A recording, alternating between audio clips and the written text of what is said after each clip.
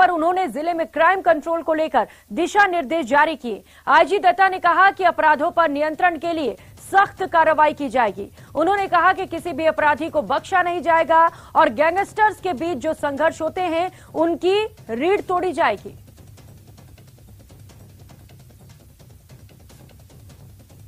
ऐसा है कि मेजर जो क्राइम्स जो हुए हैं उनमें उनको दस्तयाब भी किया गया है। बेशक वो दुकान पे की गई फायरिंग हो और अन्य कोई डिमांड्स हों, जिसको लेकर बेहद सख्त रुख रखते हुए उनको दस्तयाब कर कार्रवाई की जा रही है। इसके साथ साथ जो मुख्य पहलू है जिस पे कि आगामी समय में और ज़्यादा कार्रवाई की जाएगी और उसको करने का इरादा हम सब रखते हैं, वो है कि जो अपराधियों का महिमा मंडन, जो अपराधियों को ये नई प्रवृत्ति हो रही है लाइक करने की, और वो उसमें दोनों ही चीज़ों का समावेश किया जाएगा। और उकलते इस बीच मिल रही बड़ी खबर का सिटी पार्क में एंट्री फीस पर ऐतराज जताया गया है। सांगानूर विधायक डॉक्टर अशोक लाहोटी ने इस पर ऐतराज जताया है। मुख्यमंत्री अशोक गहलोत को इसे लेकर एक पत्र भी लिखा गया है। पत्र में मुख्यमंत्री अशोक गहलोत और मंत्री धारीवाल को याद दिलाया गया है पार्क में उद्घाटन के समय की बात।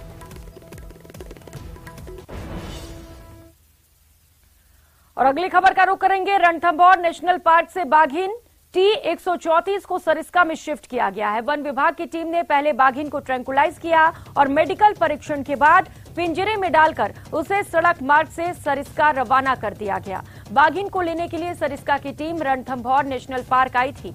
बाघिन T-134 की उम्र 3.5 साल बताई जा रही है। कुछ समय पहले भी एक बाघ को रणथंभौर नेशनल पार्क से सरिस्का अभ्यारण्य में शिफ्ट किया गया था। सरिस्का में बाघों का कुनबा बढ़ाने के लिए यहां रणथंभौर से टाइगर शिफ्टिंग की गई है।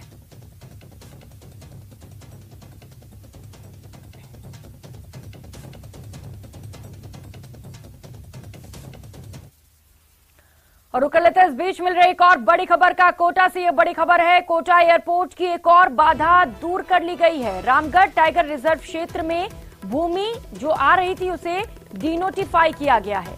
एनटीसीए और नेशनल वाइल्ड लाइफ बोर्ड के अनुमोदन के बाद ये आदेश जारी हुआ। अब एयरपोर्ट से जुड़ी 539.782 हेक्टेयर भूमि बफर जोन से बाहर हो चुकी है। राज्य सरकार ने डी नोटिफिकेशन के आदेश जारी किए।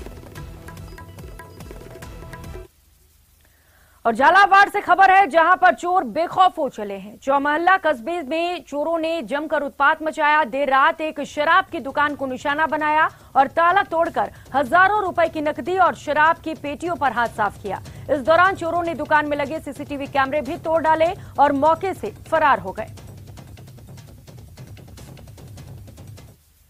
सब कैश पड़ा था करीबन 20,000 रुपए, फ्रीज, दारू, और यहाँ पर जो कैमरे लगे हुए थे उसके डीवीआर और कैमरे सारे खोल के ले गए। इसको लेकर थाने के अंदर रिपोर्ट दर्ज करा दी। माननीय सीओ साहब आ गए थे, थानेदार साहब आ गए थे, पूरे पुलिस जाब्ता आ गया था। सभी लोग सर्च में लगे हुए हैं। हमें प्रशासन पर पूरा विश्वास है।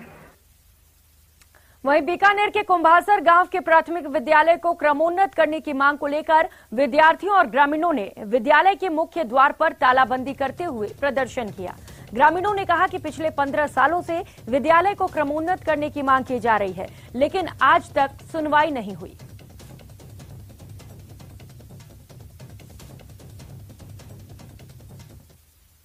और हाल ही में तबादला होकर बीकानेर भेजे गए जिला परिषद के सीईओ चेतन चौहान ने जिला कलेक्टर अनिल कुमार अग्रवाल और एडीएम सुदर्शन सिंह तोमर पर एक व्हाट्सएप ग्रुप में गंभीर आरोप लगाए।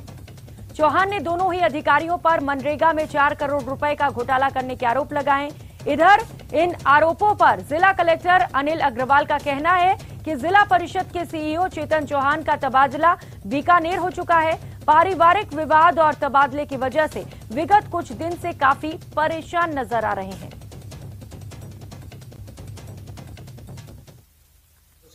जब उनका हुआ था तब भी शायद उन्होंने अपनी कोई जैसे तैसे कोशिश करके प्रशासनिक और राजनीतिक स्तर पर अपने पक्ष में मैसेज करवा के वो अपने कंटिन्यू किया था उन्होंने भी अपना सीईओ जिला परिषद पे। अब चूंकि उनके बारे में जब जैसा देखा उन्होंने कि तो वहीं अखिल भारतीय कांग्रेस और प्रदेश कांग्रेस कमेटी के निर्देश पर राजसमंद के आमेर ब्लॉक और नगर कांग्रेस कमेटी द्वारा LIC कार्यालय के बाहर केंद्र सरकार के खिलाफ विरोध प्रदर्शन किया गया।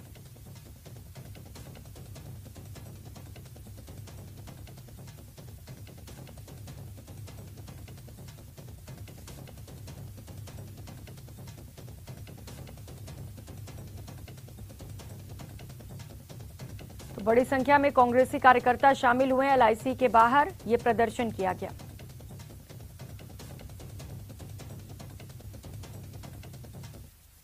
और टोंक से खबर है, जिले के गावड़ी गांव में लादी देवी हत्याकांड मामले का पुलिस ने खुलासा कर दिया है। पुलिस ने संबंध में इनामी बदमाश रामकिशन मोगिया को मध्य प्रदेश से गिरफ्तार किया।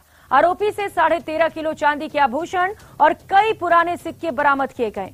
पुलिस के मुताबिक आरोपी ने लूट की नीयत से बुजुर्ग महिला लादी देवी के हाथ काटकर चांदी के कड़े लूटे थे। आरोपी के खिलाफ हत्या, लूट समेत कुल 15 मामले दर्ज हैं।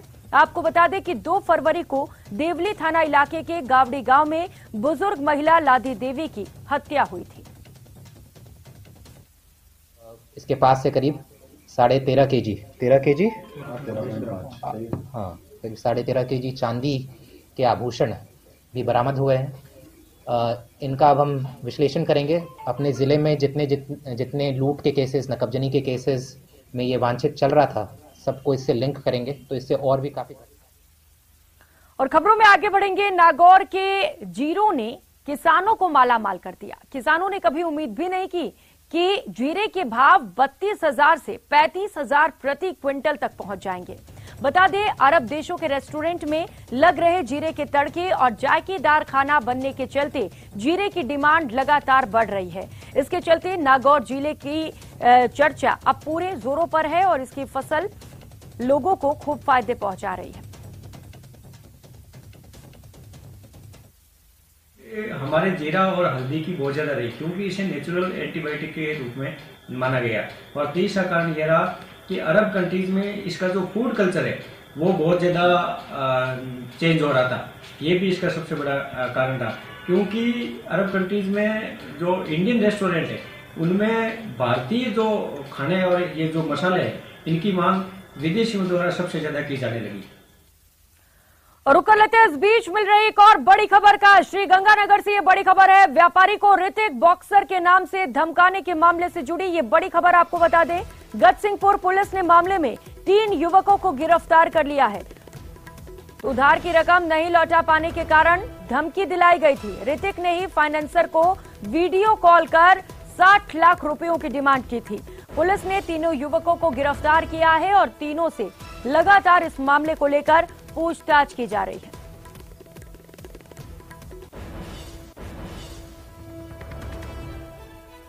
श्री गंगानगर से बड़ी खबर आपको बता रहे हैं। गजसिंहपुर पुलिस ने 3 युवकों को गिरफ्तार किया है। रंगदारी का ये पूरा मामला है, जिसे लेकर रुपयों की डिमांड की गई थी। अब पुलिस ने तीनों को गिरफ्तार कर तीनों से पूछताछ शुरू कर दी है।